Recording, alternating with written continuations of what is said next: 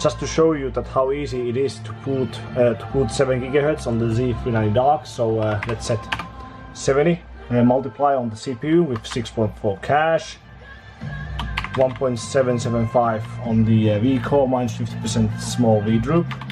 Here are all the sub voltages, so you can try these yourself. And let's see.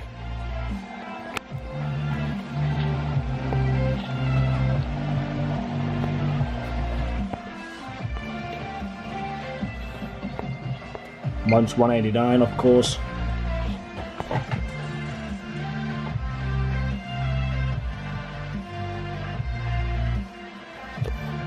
Here we are. So easy. 7 GHz. Of course the VCore isn't right, but yeah. 9900K RO stepping. Memory is 4200. 12, 11, 11, 28 common array 1. 6.4 on the cache. Z390 Dark. Beta BIOS from April. So yeah, that's how easy it is.